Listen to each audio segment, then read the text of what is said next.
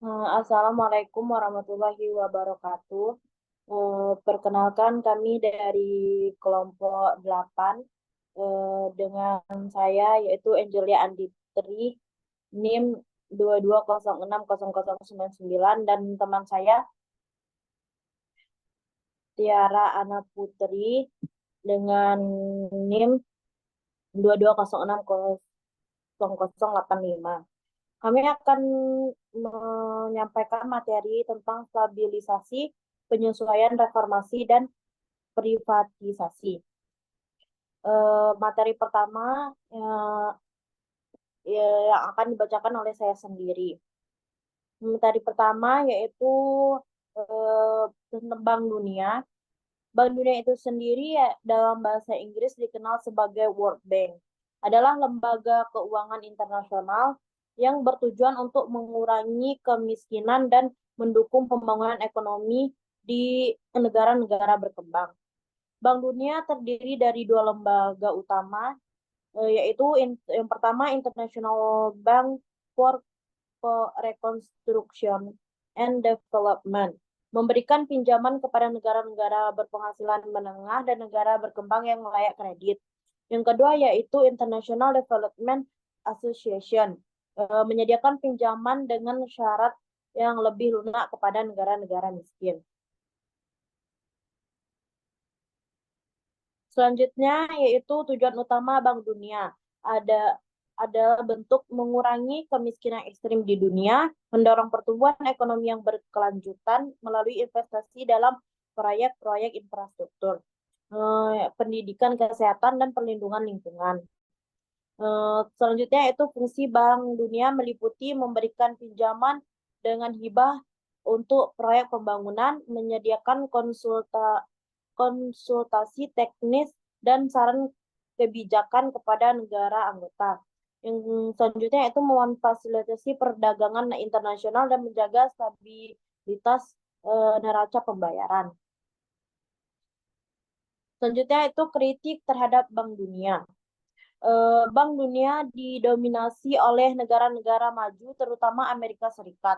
Negara-negara ini memiliki pengaruh yang signifikan dalam pengambilan keputusan dan pemilihan pemimpin.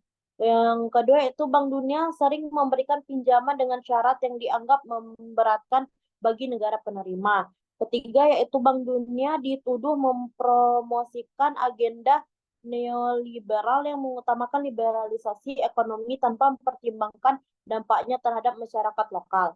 Yang selanjutnya yaitu banyak organisasi non pemerintah mengkritik Bank Dunia karena kurangnya transparansi dalam proses pengambilan keputusan dan akuntabilitas terhadap hasil proyek-proyek yang didanai.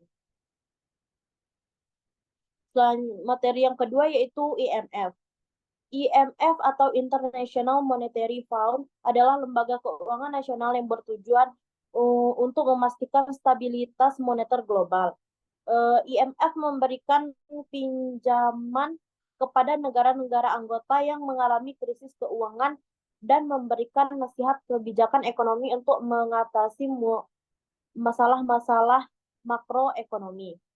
Adapun tujuan utama IMF meliputi yang pertama mendorong kerjasama moneter, membangun kerjasama di antara negara-negara anggota untuk memastikan stabilitas moneter global. Yang kedua itu menjaga stabilitas nilai tukar, memastikan nilai tukar mata uang yang stabil dan menghindari depresiasi yang tidak perlu.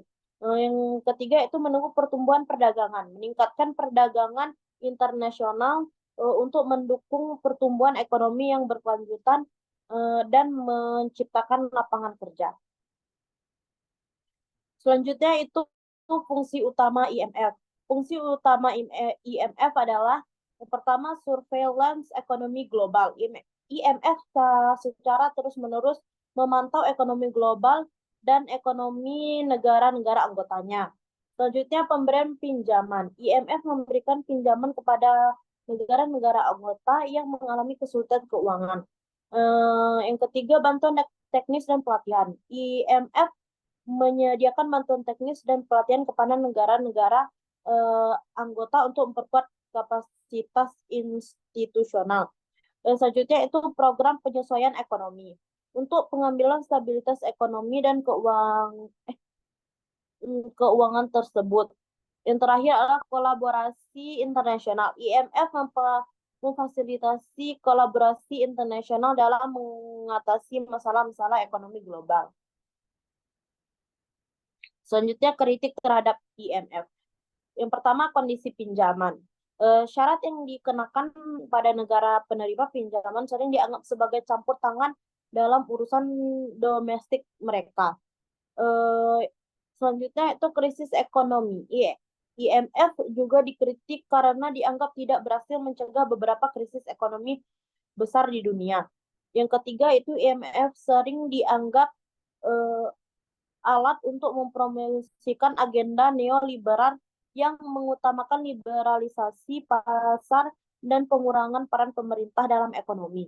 Yang terakhir yaitu beberapa proyek yang didukung IMF tidak memperhitungkan konsekuensi lingkungan seperti dalam proses transmigrasi di Indonesia yang menyebabkan kerusakan lingkungan.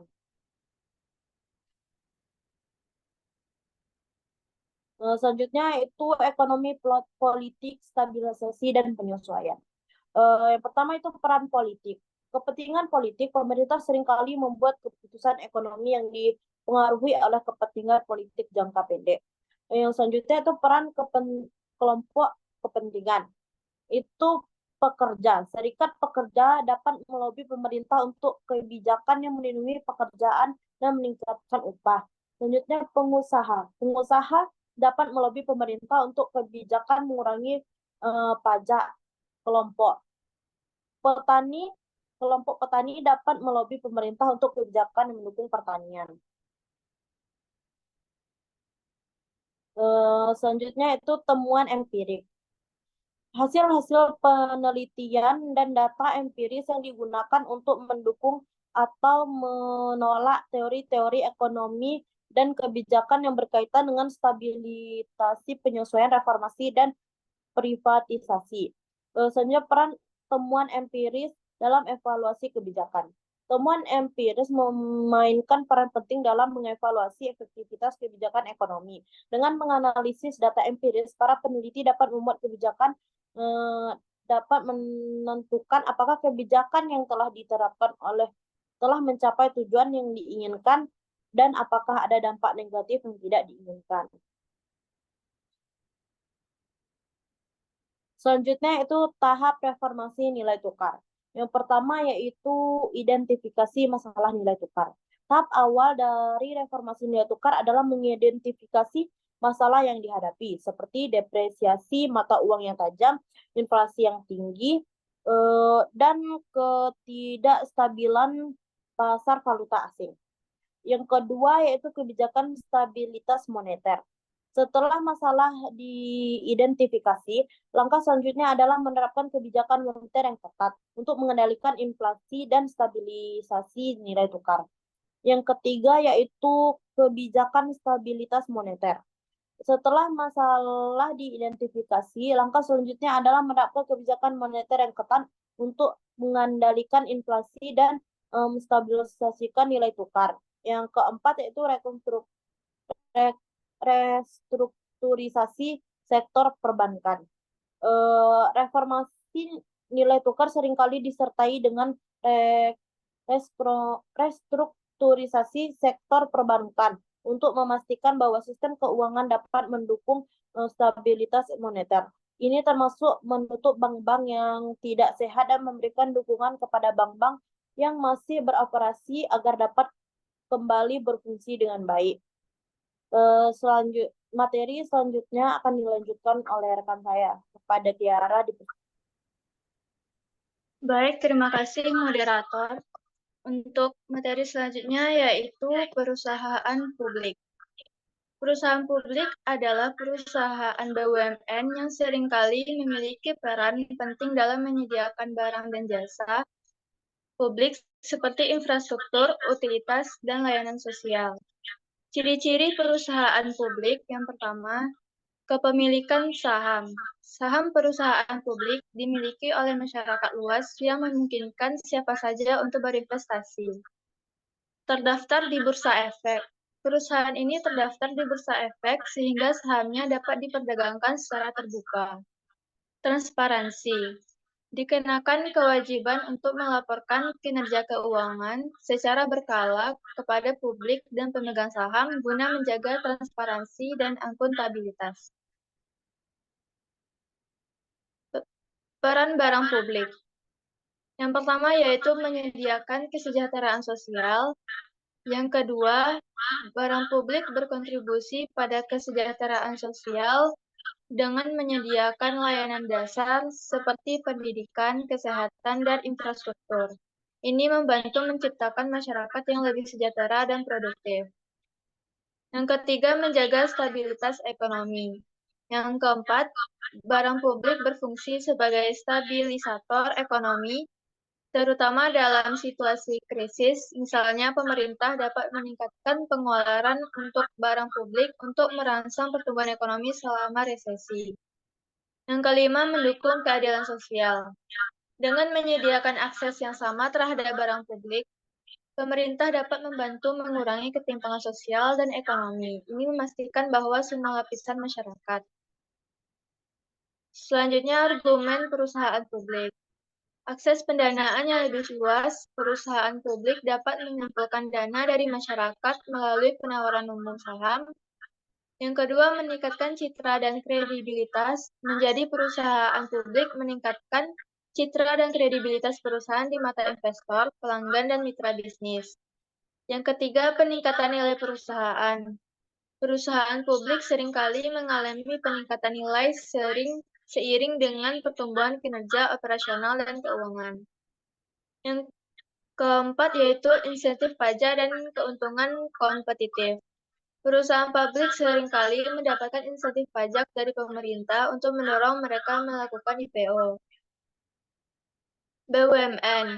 Definisi BUMN, Badan Usaha Milik Negara, perusahaan atau badan usaha yang kepemilikannya sebagian besar atau keseluruhnya dimiliki oleh pemerintah.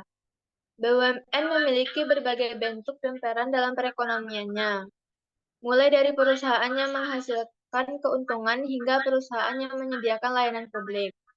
Bentuk-bentuk BUMN yaitu perseroan terbatas atau PT, perusahaan umum atau perum, perusahaan jawatan atau perjan. Peran BUMN dalam perekonomian sebagai penyedia barang dan jasa publik, pendorong pertumbuhan ekonomi, pengendalian harga, pendapatan negara, kedaulatan nasional.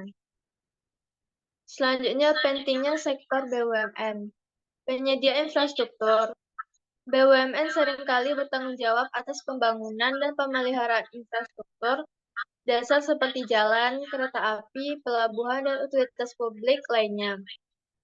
Proyek ini seringkali membutuhkan investasi besar dari jangka panjang yang mungkin tidak menarik bagi investor swasta. Penciptaan lapangan kerja. BUMN merupakan pemberi kerja utama di banyak negara, khususnya di sektor yang padat karya. Stabilisasi ekonomi. BUMN dapat berperan dalam menjaga stabilitas ekonomi melalui pengendalian harga, pengaturan pasokan barang dan jasa penting, dan intervensi di saat krisis. Selanjutnya, kriteria BUMN dan swasta. Tujuan sosial. Pemenuhan tanggung jawab sosial seperti penyediaan layanan publik yang terjangkau dan merata. Dampak ekonomi makro. Kontribusi terhadap pertumbuhan ekonomi lapangan kerja dan stabilitas ekonomi nasional. Kedaulatan nasional. Perlindungan kepentingan nasional di sektor-sektor strategis. Determinan kinerja perusahaan publik.